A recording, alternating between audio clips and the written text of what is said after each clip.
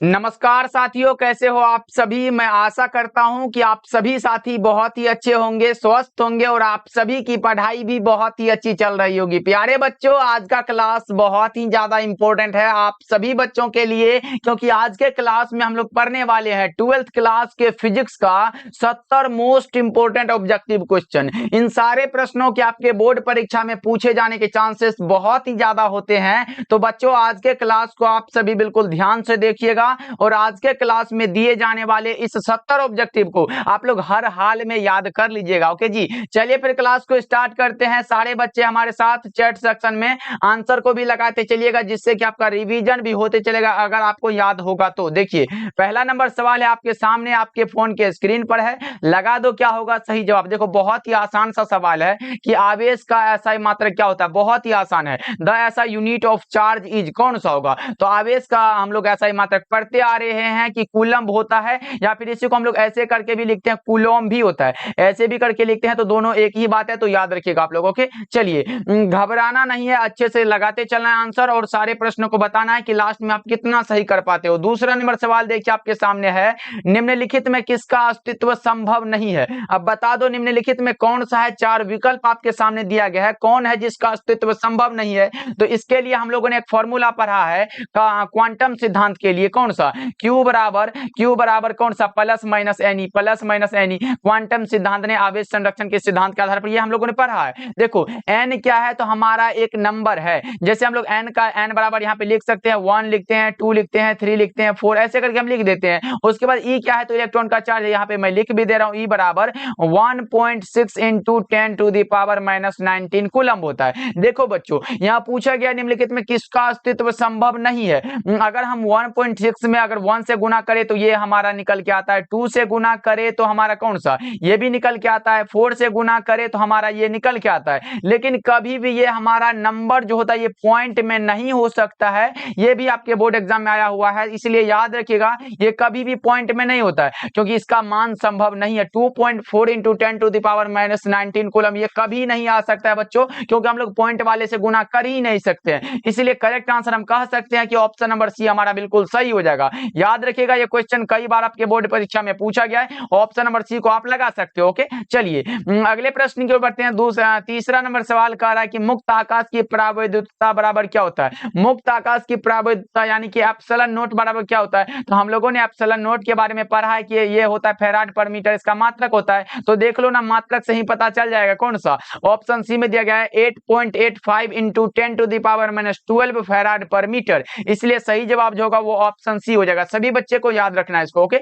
चलिए, fourth number सवाल है, 70 ऑब्जेक्टिव है। सारे बच्चे हमारे साथ लास्ट तक बने रहिएगा और सभी बच्चे एक बार क्लास को भी लाइक कर दीजिएगा। देखिए, किसी माध्यम की आपेक्षिक परावैद्युतता यानी कि एप्सिलॉन आर बराबर क्या होता है। एप्सिलॉन आर बराबर हमारा फॉर्मूला है एप्सिलॉन बाय कौन सा, एप्सिलॉन नोट होता है। ये हमारा क्या है, तो फॉर्मूला है। और कौन सा ऑप्शन में आपको दिखाई दे रहा है, ऑप्शन ए में दिखाई दे रहा है। हम लोगों को लगा सकते हैं ऑप्शन ए हमारा सही हो जाएगा। सभी बच्चे इसको याद रखिएगा। अब बोलोगे सर ये एप्सिलॉन क्या होता है, तो एप्सिलॉन हमारा निरपेक्ष परावैद्युतता होता है और एप्सिलॉन नोट अभी मैंने बताया कि मुक्त आकाश का परावैद्युतता होता है, तो याद रखिएगा इसको भी। चलिए अगले प्रश्न को देखते हैं। अगला प्रश्न हमारे सामने 5वां नंबर सवाल है, विद्युत फ्लक्स का एसआई मात्रक क्या होता है। सारी चीजों को हम लोग फॉर्मूला के माध्यम से समझते चलेंगे, एक भी प्रश्न ऐसा नहीं होगा जो आपको डाउट लगेगा। देखो, विद्युत फ्लक्स का एसआई मात्रक जो होता है, एक हमारा वोल्ट मीटर होता है और दूसरा हम लोग पढ़े थे कि फाई बराबर क्या होता है, फाई बराबर ई इंटू डी ए होता है कि नहीं, कितना बार बता चुका हूं। ई है विद्युत क्षेत्र का क्या होता है, न्यूटन प्रति कूलम्ब होता है, और एरिया का मीटर स्क्वायर होता है, गुना में आप लिख लो मीटर स्क्वायर,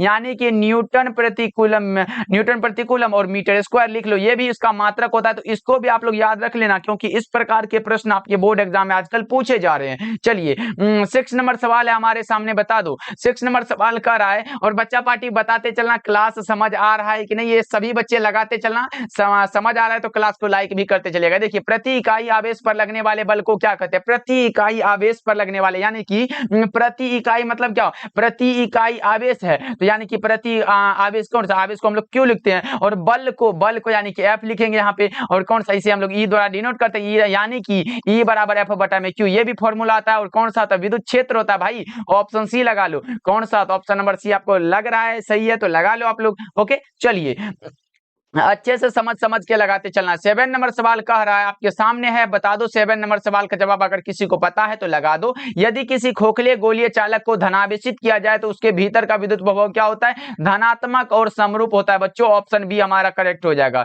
8 नंबर सवाल है बच्चों, लगाते चलो आंसर। 8 नंबर सवाल देखो, स्थिर विद्युत क्षेत्र कैसा होता है? स्थिर विद्युत क्षेत्र हमारा कंजर्वेटिव होता है। क्या होता है? संरक्षी होता है बच्चा पार्टी। ऑप्शन ए आपका सही हो जाएगा, क्योंकि बहुत इंपॉर्टेंट है, इसको जरूर याद रखिएगा आप लोग। चलिए अगले प्रश्न की ओर बढ़ते हैं। 9 नंबर सवाल आपके सामने देखो। 9 नंबर सवाल क्या कह रहा है? वायु के लिए पराविद्युत सामर्थ्य का मात्रक क्या होता है? पहले आप लोगों से क्वेश्चन है कि पराविद्युत सामर्थ्य का मात्रक क्या होता है, तो याद रखिएगा ये हमारा वोल्ट प्रति मीटर होता है। लेकिन बोलोगे सर ये तो सभी ऑप्शन में वोल्ट पर मीटर दिया गया है, तो अब हम कैसे जाने कि वायु के लिए कौन सा है? तो वो हमारा मान होता है 3.6 इंटू 10 टू 6 वोल्ट पर मीटर होता है। इसीलिए सही जवाब क्या होगा? ऑप्शन ए हमारा करेक्ट हो जाएगा। सभी बच्चे को याद रखना है। चलिए अगले प्रश्न को देखते हैं। 10 नंबर सवाल है, इनमें कौन विद्युत क्षेत्र की तीव्रता का मात्रक है? अब बोलोगे सर इतना आसान सा सवाल है कि हम लोग देखते ही आंसर को लगा देंगे, लेकिन देखते ही नहीं, मैं समझा भी दे रहा हूं बच्चों। अभी मैंने बताया कि विद्युत क्षेत्र की तीव्रता को हम लोग ई द्वारा डिनोट करते हैं,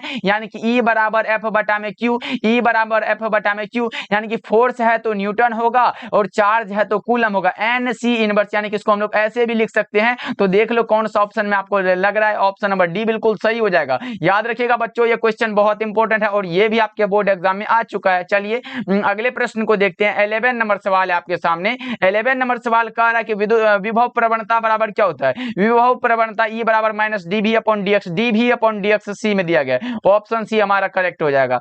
12 नंबर सवाल है हमारे सामने। 12 नंबर सवाल का रहा है, विद्युत विभव बराबर क्या होता है? विद्युत विभव बराबर क्या होता है? विद्युत विभव यानी कि V द्वारा हम लोग डिनोट करते हैं इसको।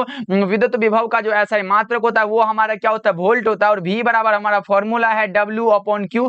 W का जूल लिख लो, और ये चार्ज है तो कूलम, यानी कि जूल प्रति कूलम भी होता है। आपके बोर्ड एग्जाम में आया हुआ है कि 1 वोल्ट बराबर क्या होता है, तो आप याद रखोगे 1 जूल प्रति कूलम होता है। ये भी याद रख लो। और अभी का जो सही जवाब है वो हमारा W अपॉन Q होगा। ऑप्शन बी हमारा, ये देख लो यहाँ पे। ओके चलिए 13 नंबर सवाल है हमारे सामने। क्या कर रहा है देखो, विद्युत धारिता का मात्रक क्या होता है? विद्युत धारिता का मात्रक हमारा फैराड होता है। विद्युत धारिता का मात्रक क्या होता है बच्चों? फैराड होता है। 13 का सी सही जवाब हो जाएगा।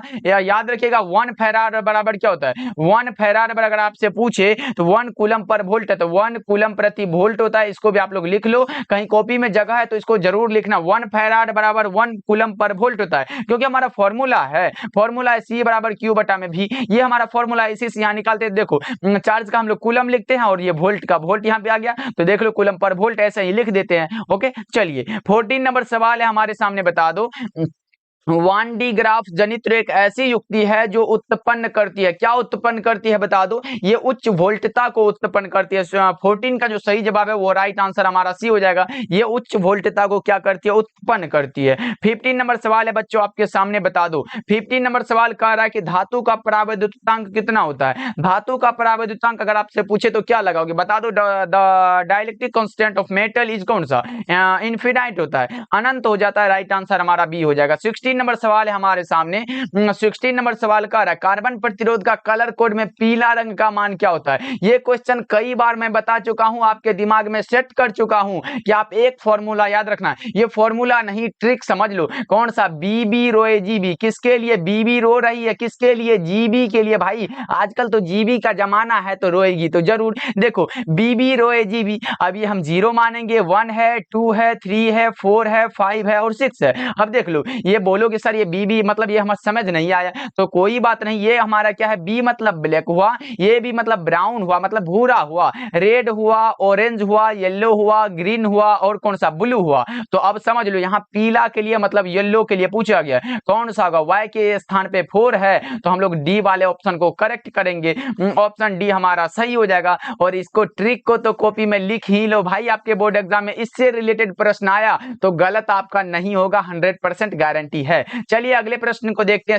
17 नंबर सवाल है, विद्युत का सबसे अच्छा चालक निम्नलिखित में कौन है? विद्युत का जो सबसे अच्छा चालक है वो सभी बच्चे को पता है कि वो चांदी है। कौन सा है? चांदी है। हमारा ए करेक्ट हो जाएगा। 18 नंबर सवाल है हमारे सामने। 18 नंबर सवाल कह रहा है कि वोल्ट मीटर किसको मापता है? वोल्ट मीटर विभवांतर। वोल्ट मीटर विभवांतर राइट आंसर भी होगा, क्योंकि प्रतिरोध को हम लोग क्या, तो प्रतिरोध को ओम में और धारा को हम लोग एम्पियर में मापता है। किसमें? धारा को हम लोग एम्पियर में मापते हैं, तो ये तो नहीं होगा। करेक्ट आंसर भी हो जाएगा। अगले प्रश्न को देखते हैं। 19 नंबर सवाल है, स्वस्थ मनुष्य के शरीर का विद्युत प्रतिरोध। ये हाँ, इस प्रश्नों में बच्चा पार्टी गलत करके आ जाते हैं, लगा देते हैं 50,000 ओम और बोलते हैं कि सर आज तो हमने सही कर दिया, लेकिन बच्चा पार्टी ये गलत आंसर लगा रहे हो आप लोग। देखो, अगर सूखा हुआ शरीर हो मतलब स्वस्थ शरीर हो, इसमें हमारा होता है 10,000 ओम। क्या होता है? तो 10,000 ओम होता है। अगर गीला शरीर हो तो आपको पता होगा कि मानव का जो शरीर होता है वो हमेशा तो गीला नहीं हो सकता है। अगर गीला हो, मान लो गीला हो, तो वो हमारा क्या होता है? वो हमारा 1,000 ओम होता है। कहीं पे भी 50,000 ओम नहीं होता है, इसलिए सही जवाब हम कह सकते हैं कि ऑप्शन बी करेक्ट हो जाएगा।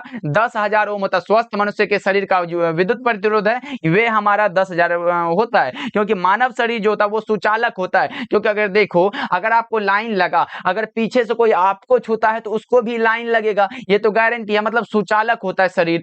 तो याद रखिएगा, ये क्वेश्चन बहुत इंपॉर्टेंट है, सारे बच्चे गलत करके चले आते हैं। अगले प्रश्न को देखते हैं। 20 नंबर सवाल है, धात्विक चालकों का ताप बढ़ने पर उनका प्रतिरोध क्या होता है? धात्विक चालक है तो बढ़ेगा, अर्धचालक होता तो घटता। चलिए अगले प्रश्न को देखते हैं। अगला प्रश्न आपके सामने, आवेश का पृष्ठ घनत्व का मात्रक क्या होता है? हमारा होता है आवेश का रैखिक घनत्व, आवेश का पृष्ठ घनत्व, आवेश का आयतन घनत्व। देखो, आवेश का अगर रैखिक घनत्व की बात हो कूलम प्रति मीटर होता है, आवेश का पृष्ठ घनत्व की बात हो तो कूलम मीटर इनवर्स 2 होता है, और आवेश का अगर आयतन घनत्व का बात हो वो होता है कूलम प्रति मीटर क्यूब होता है। बस इसको याद रख लो। आवेश का रैखिक घनत्व, पृष्ठ घनत्व और आयतन घनत्व तीनों हमारे सामने प्रस्तुत है, याद रखिएगा। अभी का जो सही जवाब कौन सा पूछा? पृष्ठ यानी कि बीचला वाला हो जाएगा। ऑप्शन ए हमारा करेक्ट हो जाएगा 21 का। चलिए फिर 2 नंबर सवाल देखिए। 22 नंबर सवाल है, किरचॉफ का द्वितीय नियम किसके संरक्षण के सिद्धांत पर आधारित है? किरचॉफ का द्वितीय नियम होगा ऊर्जा संरक्षण। अगर किरचॉफ का पहला पूछता तो हम लोग आवेश को लगा के चले आते,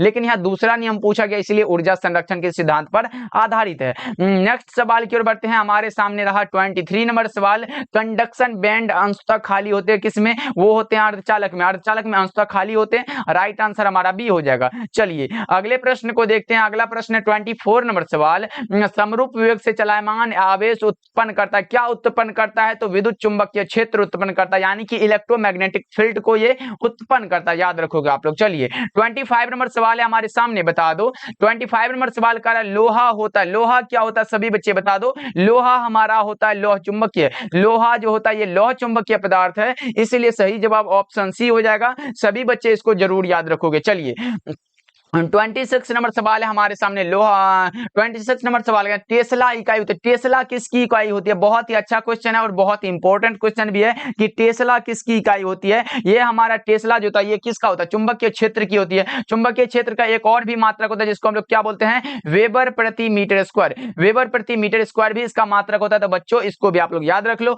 अगर पूछे कि चुंबकीय क्षेत्र का मात्रक क्या होता है, एक में रहे टेस्ला और दूसरा वेबर प्रति मीटर है, तो ए और बी दोनों लगा देना, सही हो जाएगा। अगले प्रश्न को देखते हैं। अगला प्रश्न जो है हमारे सामने है, बता देना सही जवाब क्या होगा।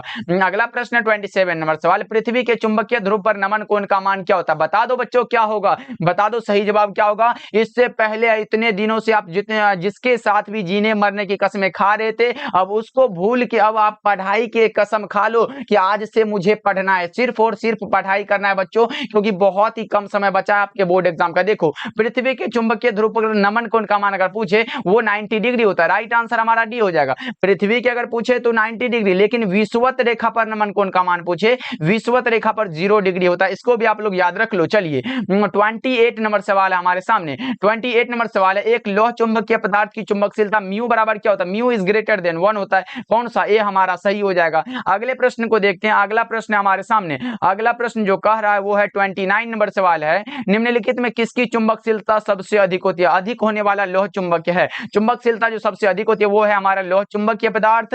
राइट आंसर हमारा ऑप्शन सी होगा। चलिए 30 नंबर सवाल है हमारे सामने। 30 नंबर सवाल है, जीवाश्म की आयु पता की जाती है किसके द्वारा? वो किया जाता है कार्बन डेटिंग के द्वारा। राइट आंसर हमारा ए हो जाएगा। जीवाश्म की आयु कार्बन डेटिंग से पता किया जाता है। ऑप्शन ए लगाने वाले बच्चे का सही हो जाएगा। चलिए 31 नंबर सवाल देखिए, ये रहा आपके सामने, प्रकाशिक पथ। ये तो बहुत इंपॉर्टेंट है, सभी बार आपके बोर्ड एग्जाम में पूछा गया सवाल है। देखो, प्रकाशिक पथ बराबर होता है अपवर्तनांक गुना पथ लंबाई। अपवर्तनांक गुना कौन सा? पथ लंबाई। राइट आंसर हमारा ए हो जाएगा। सभी बच्चे को याद रखना है। 32 नंबर सवाल है, द्वितीयक तरंगिकाओं की अवधारणा किसके द्वारा दिया गया? द्वितीयक तरंगिकाओं की अवधारणा दिया गया था हाइगेंस साहब के द्वारा।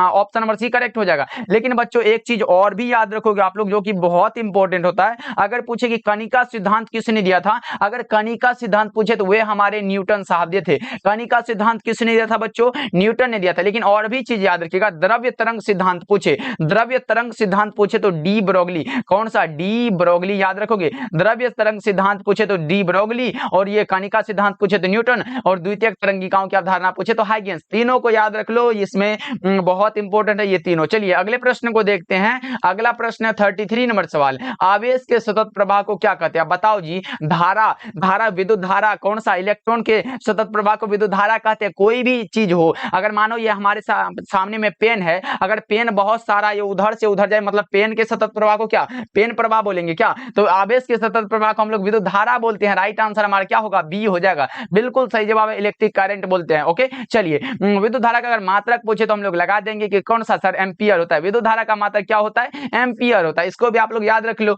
चलिए अगले प्रश्न की ओर बढ़ते हैं। अगला प्रश्न हमारे सामने 34 नंबर सवाल है, विद्युत चुंबकीय तरंगों की प्रकृति कैसी होती है? विद्युत चुंबकीय तरंगों की प्रकृति ट्रांसवर्स यानी कि अनुप्रस्थ होती है। सही जवाब हमारा ए हो जाएगा। 35 नंबर सवाल है हमारे सामने, जल को कीटाणु रहित करने के लिए उपयुक्त कौन सा होता है? वो परावैंगनिक किरण होता है। जल को कीटाणु रहित करने के लिए परावैंगनिक किरण का उपयोग करते हैं, और राइट आंसर बी हो जाएगा। चलिए अगले प्रश्न को देखते हैं। 36 नंबर सवाल है, निम्नलिखित में किस तरंग की तरंग दैर्ध्य न्यूनतम होती है? न्यूनतम पूछे तो हमारा वो गामा किरण होता है। तरंग दैर्ध्य न्यूनतम होता है गामा किरणों की, और सबसे अधिक एक्स किरण का होता है। चलिए अगले प्रश्न को देखते हैं। अगला प्रश्न हमारे सामने 37 नंबर सवाल, बता दो अवरक्त किरणों के अध्ययन के लिए जिस पदार्थ का प्रिज्म प्रयुक्त करते हैं वो कौन सा होता है? अवरक्त किरणों के अध्ययन के लिए जिस पदार्थ का हम लोग प्रिज्म का उपयोग करते हैं वो कौन सा होता है? वो रॉक सॉल्ट का होता है। कौन सा? रॉक सॉल्ट का होता है। राइट आंसर हमारा बी होगा।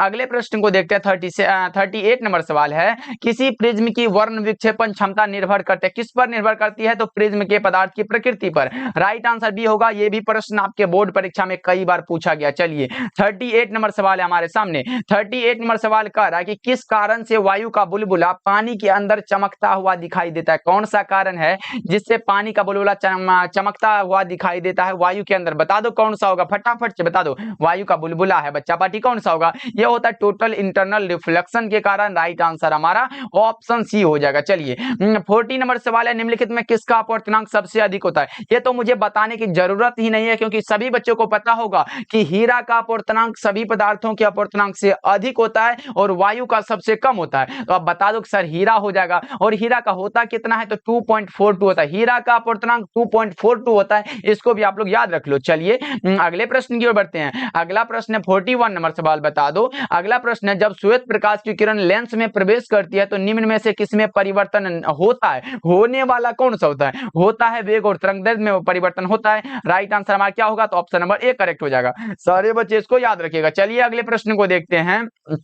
अगला प्रश्न है 42 नंबर सवाल, किसी वस्तु का मनुष्य के आंख की रेटिना पर बना हुआ प्रतिबिंब कैसा होता है? किसी भी वस्तु का जो प्रतिबिंब बनता है वो मनुष्य के आंख की रेटिना पर बनता है, और वो जो बना हुआ प्रतिबिंब होता है वो वास्तविक और उल्टा होता है। राइट आंसर हमारा ऑप्शन डी होगा। अगले प्रश्न की ओर बढ़ते हैं बच्चों। अगला प्रश्न है 43 नंबर सवाल, निकट दृष्टि दोष के निवारण के लिए प्रयुक्त किया गया लेंस कौन सा होता है? निकट दृष्टि दोष को दूर करने के लिए हम लोग अवतल लेंस का यूज करते हैं, और दूर दृष्टि दोष रहे तो वो हम लोग उत्तल लेंस का यूज करते हैं। तो इसको भी आप लोग ध्यान में रखिएगा। चलिए 44 नंबर सवाल है हमारे सामने। 44 नंबर सवाल कह रहा है कि यौगिक सूक्ष्मदर्शी की नली की लंबाई बढ़ा दी जाती है तब उसकी आवर्धन क्षमता क्या होगी? बढ़ेगी। राइट आंसर हमारा ए हो जाएगा। बच्चों क्लास अच्छा लग रहा हो तो क्लास को आप लोग लाइक भी करते चलना और अपने दोस्तों के पास भी शेयर करना। ओके जी, चलिए अगले प्रश्न को बढ़ते हैं। अगला प्रश्न हमारे सामने, आप डेली क्लासेस हमारे साथ कर सकते हो। डेली क्लास का टाइम हमारा कितना बजे है बच्चों? सभी को पता होगा 7 बजे भी होता है और 9 बजे हमारा लाइव क्लास होता है, तो उसको भी आप लोग ज्वाइन ज्वाइन करिएगा। ओके जी, चलिए अगले प्रश्न की ओर बढ़ते हैं। अगला प्रश्न हमारे सामने, अगला प्रश्न कह रहा है कि 4 डायोप्टर क्षमता वाले लेंस की फोकस दूरी होती है। 4 डायोप्टर क्षमता है बच्चों, तो बता दो हम लोगों ने एक फॉर्मूला पढ़ा है कि नहीं क्षमता के लिए, P बराबर 1/f हम लोगों ने पढ़ा है कि नहीं, 1/f। f देखो कहाँ है, फोकस दूरी निकालना है, तो बता दो क्या होगा, फटाफट से बता दो कौन सा होगा। तो देखो f है, P हमारा कितना, तो 4 दिया गया है, तो 4 बराबर हमारा 1/f होगा। f निकालना है तो f बराबर 1/4 लिख लो, कौन सा होगा। अगर 1 में 4 से भागा दो तो बराबर क्या होता है, 0.25 होगा, और मीटर में होगा क्योंकि ये फॉर्मूला हमारा मीटर के लिए यूज होता है। राइट आंसर हमारा ए हो जाएगा। चलिए अगले प्रश्न को देखते हैं। अगला प्रश्न हमारे सामने 46 नंबर सवाल है, कांच के लिए क्रांतिक कोण कितना होता है, 42 डिग्री लगभग में होता है, यानी कि अप्रोक्सीमेटली होता है। चलिए अगले प्रश्न को देखते हैं। 47 नंबर सवाल है, प्लांक नियतांक का मान कितना होता है। प्लांक नियतांक का अगर मान पूछे तो क्या लगाओगे, पहले तो आपको पता होगा कि प्लांक नियतांक का जो मात्रक होता है वो हमारा जूल सेकंड होता है, इसके अलावा कुछ भी नहीं होता, तो ये हमारा नहीं होगा क्योंकि इसमें न्यूटन है। जूल प्रति सेकंड ये भी नहीं होगा क्योंकि इसमें जूल पर सेकंड है, ये भी नहीं होगा, ये भी नहीं होगा, ये हमारा जूल सेकंड इसमें दिखाई दे रहा है, इसलिए हम कहेंगे कि 6.63 × 10⁻34 जूल सेकंड होता है इसका मान, याद रखिएगा। अगर आपसे पूछे कि प्लांक नियतांक की विमा क्या होती है, बस याद रख लो ml2 T−1, ml2 T−1, ये क्या है, तो ये प्लांक कांस्टेंट का डायमेंशनल फॉर्मूला है। अगले प्रश्न को देखते हैं। 48 नंबर सवाल है हमारे सामने, बता दो 48 नंबर सवाल कह रहा है कि किसी विकिरण के एक क्वांटम को जिसमें एक निश्चित ऊर्जा होती है उसे क्या कहा जाता है, उसे हम लोग फोटोन कण कहते हैं। क्या बोलते हैं, फोटोन कहते हैं। और फोटोन का जो विराम द्रव्यमान होता है वो हमेशा हमारा क्या होता है, 0 होता है, तो याद रखोगे इसको भी। अगले प्रश्न को देखते हैं। 49 नंबर सवाल है, इनमें कौन आवेश रहित है। लो अभी मैंने बताया, ये चार्जलेस कौन सा होता है, ये चार्जलेस जो होता है ये हमारा फोटोन कण है। कहाँ है, ऑप्शन सी में दिया गया। विराम द्रव्यमान अभी मैंने शून्य बताया, मतलब ये चार्जलेस है। राइट आंसर हमारा क्या होगा, 49 का 6 हो जाएगा। चलिए 6 नहीं, यहाँ शून्य होगा। चलिए अगले प्रश्न को देखते हैं। 50 नंबर सवाल है, नाभिक की त्रिज्या की कोटि कितनी होती है, 10⁻⁻15 मीटर होता है। राइट आंसर हमारा ऑप्शन बी होगा। अगले प्रश्न को देखते हैं, याद करने वाला याद करके रखिएगा। चलिए 51 नंबर सवाल है, हाइड्रोजन स्पेक्ट्रम की कौन सी श्रेणी अवरक्त भाग में नहीं पड़ती है, नहीं पड़ती है लाइमन सीरीज है, ऑप्शन बी हमारा करेक्ट हो जाएगा। 52 नंबर सवाल है हमारे सामने। 52 नंबर सवाल कह रहा है कि दशमिक संख्या 8 की द्विआधारी संख्या क्या होगी। देखो बच्चों ये निकालना बहुत ही आसान है, 8 का पूछा तो हम यहाँ पे 8 को लिख लेंगे, इसमें कोई दिक्कत नहीं है, बस मानो बन गया। अब हम 2 से भागा देते चलेंगे, 2 से, अब 2 चौके 8, मतलब 4 बार में 8 आता है ना, 4 यहाँ पे लिख दो। उसके बाद यहाँ पे 4 दूना के 8 हो गया, मतलब यहाँ कुछ नहीं बचा, हम यहाँ पे 0 लिख लेंगे। फिर इसमें 2 से भागा दे दो, 2 दूना 4, मतलब 2 2 4, मतलब इसमें भी कुछ नहीं बचा, 0 हम लिख लेंगे, यहाँ पे 2 देंगे। फिर इसमें 2 से भागा दे दो, 2 एकम 2, 2 एकम दे, फिर भी कुछ नहीं बचा, यानी कि 0 लिख दो। अब नीचे से ऊपर लिख के आप यहाँ पे लिख लो, 1 है तो 1 लिखो, 0 है 0 लिख दो, उसके बाद फिर 0 है फिर 0 है तो 0 0, यानी कि 1 0 और 2 लगा देना। इसे कौन सा ऑप्शन में दिखाई दे रहा है, तो ऑप्शन ए हमारा करेक्ट हो जाएगा। बच्चा पार्टी ये निकालना बहुत ही आसान है। चलिए 53 नंबर सवाल है हमारे सामने, बता दो ओर गेट का बूलियन व्यंजक क्या होता है। ओर गेट के लिए पूछा गया आप लोगों से, बता दो। ओर गेट के लिए हमारा ओर में मैंने जोड़ बताया था, लेकिन देखो यहाँ हमारा क्या होता है, मूल गेट क्या होता है, पहले ये समझ लो। ये हमारा बेसिक गेट क्या होता है, बेसिक गेट जो होता है ये हमारे 3 होते हैं, एक होता है एंड, एक होता है एंड, और दूसरा होता है और तीसरा होता है नोट। एंड और नोट होता है, एंड के लिए हमारा होता है a इंटू बी बराबर y होता है, और के लिए a प्लस बी बराबर क्या होता है, y होता है, और नोट के लिए a बराबर ऐसे में लिख दो, उसके बराबर a लिख दो। अब देखो किसके लिए पूछा गया, और के लिए पूछा, जोड़ वाला हो जाएगा a प्लस बी बराबर y, राइट आंसर हमारा a होगा। एंड के लिए पूछता तो ये हम लगा सकते थे। चलिए अगले प्रश्न को देखते हैं। 54 नंबर सवाल है, दशमिक संख्या 25 का द्विआधारी संख्या क्या होता है। दशमिक संख्या 25 का, लो हम 25 का निकाल देते हैं। 25 का निकालने बोला 2 से लगाओ, फिर 12 दूना के 24, यहाँ पे 1 बचा, मतलब 24, तो 24 1 25 होता है, तो 1 लिख लो, यहाँ पे क्या लिखोगे 12 लिख दो। फिर इसमें 2 से लगाओ, 2 6 का 12, कुछ नहीं बचा, 0 लिख दो। फिर 2 से लगाओ, 2 3 के 6, कुछ नहीं बचा, 0 लिख दो। फिर यहाँ 2 से लगाओ, 2 एकम 2, यहाँ जो 1 बचा वो यहाँ पे 0 लिख दो, 1 लिख दो। अब 1 1 0 0 1 1 1 नीचे से लिखो, 1 1 0 0 1 1 1 0 0 1 किस में दिया गया, 1 1 0 0 1 ऑप्शन सी में दिया गया, निकाल लो, बहुत ही आसान है। चलिए अगले प्रश्न को देखते हैं। अगला प्रश्न 55 नंबर सवाल है।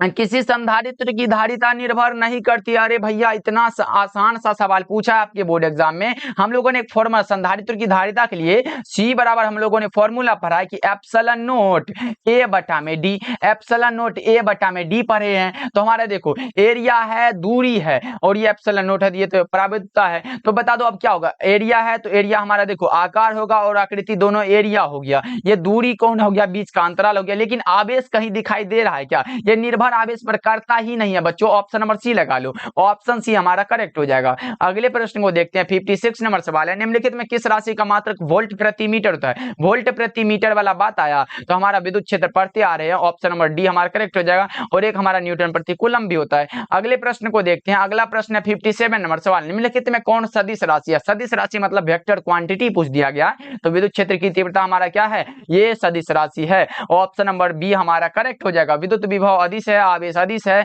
आवेश का पृष्ठ घनत्व अदिश है।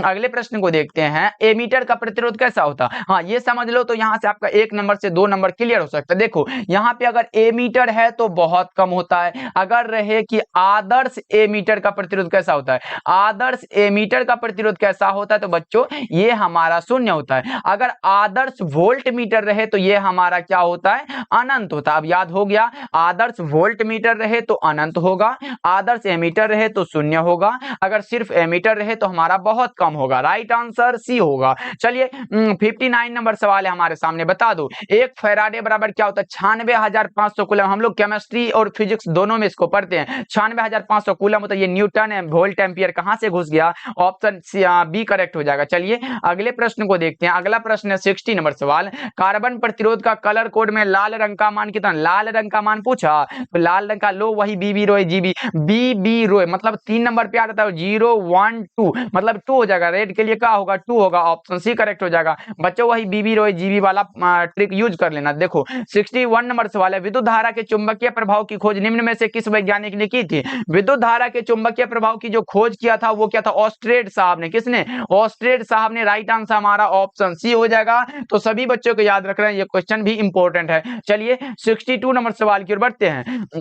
62 नंबर सवाल का नमन कोण का मान उत्तरी ध्रुव से विषुवत रेखा की ओर। ये पहले भी अभी मैंने बताया कि विषुवत रेखा पर नमन कोण का मान 0 डिग्री होता है, ये घटता है। राइट आंसर हमारा ऑप्शन सी होगा। 63 नंबर सवाल है हमारे सामने। 63 नंबर सवाल का प्रतिबाधा का मात्रा क्या होता है, प्रतिबाधा, प्रतिरोध आए, धारितीय प्रतिघात आए, प्रतिघात आए, ये सारे के सारे ओम होते हैं। राइट आंसर बी होगा। चलिए अगले प्रश्न को देखते हैं। अगला प्रश्न 64 नंबर सवाल, प्रत्यावर्ती धारा निम्न में से कौन सा प्रभाव प्रदर्शित करती है। प्रत्यावर्ती धारा जो प्रभाव करती है वो ऊष्मीय प्रभाव है। राइट आंसर हमारा ऑप्शन बी होगा। अगले प्रश्न को देखते हैं। 65 नंबर सवाल है, एक पूरे चक्र में प्रत्यावर्ती धारा का माध्यमान कितना होता है। पूरे चक्र के लिए हमारा शून्य होता है। एक पूरे चक्र में प्रत्यावर्ती धारा का जो माध्यमान होता है वो शून्य होता है। लेकिन अर्धचक्र अगर आपसे पूछे अर्धचक्र में कितना होता है, अर्धचक्र में अगर आपसे पूछे बच्चों, अर्धचक्र के लिए पूछे तो यहाँ पे लिख दे रहा हूं, याद रखोगे। अर्धचक्र के लिए जो होता है वो होता है 2I नोट और बटा में कौन सा होता है, पाई होता है। 2I नोट बटा में पाई, ये अर्धचक्र के लिए होता है और पूरे चक्र के लिए शून्य होता है। चलिए अगले प्रश्न को देखते हैं। अगला प्रश्न हमारे सामने 66 नंबर सवाल है। किस रंग का तरंग दैर्ध्य सबसे कम होता है। तरंग दैर्ध्य सबसे कम होता है बैगनी रंग का, तरंग दैर्ध्य सबसे अधिक होता है लाल रंग का और बैगनी रंग का सबसे कम होता है। 67 नंबर सवाल है हमारे सामने। बच्चों क्लास को लाइक करते चलना आप लोग। देखो जब प्रकाश एक माध्यम से दूसरे माध्यम में प्रवेश करती है तो कौन सी राशि परिवर्तित नहीं होती है, कौन सी राशि है जो परिवर्तित होवे नहीं करती है, तो वो है आवृत्ति। कौन सा, आवृत्ति। राइट आंसर हमारा ऑप्शन बी होगा। अगले प्रश्न को देखते हैं। 68 नंबर सवाल है, बता दो, किसी बच्चे को पता है तो बता दो 68 का करेक्ट आंसर बता दो बच्चों। देखो 20 सेंटीमीटर और -40 सेंटीमीटर फोकस दूरी वाले दो लेंसों के संयोग से बने समतुल्य लेंस की क्षमता क्या होगी। यहां तो निकालना पड़ेगा, ये हमारा थोड़ा बनाने वाला सवाल है तो इसको बनाना तो पड़ेगा। देखो 20 सेंटीमीटर और 40 सेंटीमीटर के दो फोकस दूरी वाले लेंसों के संयोग से बनता है, मतलब जोड़ना पड़ेगा। संयोग मतलब जोड़ होता है। तो देख लो ये P बराबर हम लोगों ने फॉर्मूला पढ़ा है कि P बराबर हमारा फॉर्मूला होता है 100 बटा में, क्योंकि यहाँ सेंटीमीटर में दिया गया। मैंने पहले ही बता दिया था कंडीशन कि अगर मीटर में दिया गया हो तो P बराबर 1/f होगा, अगर सेंटीमीटर में दिया गया हो चीजें तो वो हमारा P बराबर 100 बटा में f होता है। तो हम लोग एक को P1 मान लेते हैं, दूसरा को P2 मान लेते हैं, यानी कि P1 बराबर फॉर्मूला होता है ये 100/में 20 को पहले निकाले थे, 20 लिख लो यहाँ पे 20.6 का, सो यानी कि ये का हमारा P1 का 5 निकल के आया और P2 को भी मान लो, P2 इसको मान लो, तो P2 बराबर होगा 100/में क्या होगा -40 लिख लो, माइनस यहाँ पे 40 हो जाएगा और 4 दूना की 8 यानी कि 2.5 हो जाएगा, यानी कि बराबर 2.5 हो जाएगा, इसको माना 2.5 हो जाएगा। अब देखो हम लोगों ने एक फॉर्मूला को पढ़ा है कि P बराबर फॉर्मूला होता है P1 प्लस P2, P बराबर P1 प्लस P2, बच्चों ये सभी को पता होगा, P बराबर P1 प्लस P2, P1 कितना है तो 5 है, तो यहाँ पे क्या लिखेंगे 5 को लिख लेंगे, और प्लस है तो प्लस ये बीच में है तो प्लस लिख लो। देखो कितने बच्चे के जैसे समझा रहे हैं, अब नहीं समझोगे तो फिर कैसे समझोगे। ये P2 कितना है तो माइनस का 2.5 होगा, क्योंकि यहाँ पे माइनस था तो माइनस यहाँ पे 2.5 लिख लो, -2.5। अब देखो 5 प्लस और प्लस माइनस माइनस हो गया, तो यहाँ पे प्लस नहीं यहाँ पे माइनस हो जाएगा, 5 - 2.5 देखो अब कितना होगा 2.5 होगा कि नहीं, प्लस में 2.5 डायोप्टर होगा कि नहीं, कौन सा ऑप्शन में दिया गया देख लो, ऑप्शन सी हमारा करेक्ट हो जाएगा, क्योंकि प्लस में है तो प्लस में ही होगा, तो ऑप्शन नंबर सी हमारा बिल्कुल सही हो जाएगा। बच्चों ये समझने वाला बात था इसलिए हमने समझा दिया। चलिए 69 नंबर सवाल के ऊपर इसको स्क्रीनशॉट लेके अच्छे से लिख लेना। देखो 69 नंबर सवाल है, हाँ स्क्रीनशॉट इसीलिए लेने बोला क्योंकि ये 2 नंबर में अगर पूछ दे तो लगा कि आप लोग चले आओगे। देखो अगला सवाल कर रहा, आवेशित खोखले गोले के अंदर विद्युत तीव्रता क्या होती है, शून्य। खोखले गोले के अंदर है शून्य ही होगा, राइट आंसर बी होगा। अगले प्रश्न को देखते हैं, 70 नंबर सवाल है और आज के क्लास का ये लास्ट सवाल है। एम्पियर घंटा आवेश का मात्रक होता है। अब बता दो, इतना आसान सा सवाल पूछ दिया कि हम लोग लगाते लगाते तुरंत लगा दिए। देखो एम्पियर घंटा किसका, तो आवेश का मात्रक होता है, राइट आंसर हमारा ऑप्शन बी हो जाएगा। चलिए बच्चों आज का क्लास आपको कैसा लगा कमेंट करके बताइएगा, और सभी बच्चे क्लास को भी लाइक कर दीजिएगा, ओके। और कोई भी अगर दिक्कत हो, प्रॉब्लम है, हो परेशानी हो तो आप लोग जो है कमेंट करके पूछिएगा, हम आपके रिप्लाई देने के लिए हमेशा तत्पर रहते हैं, इसलिए सारे बच्चे कमेंट करके पूछ सकते हो, ओके। मिलते हैं फिर अगले क्लास में।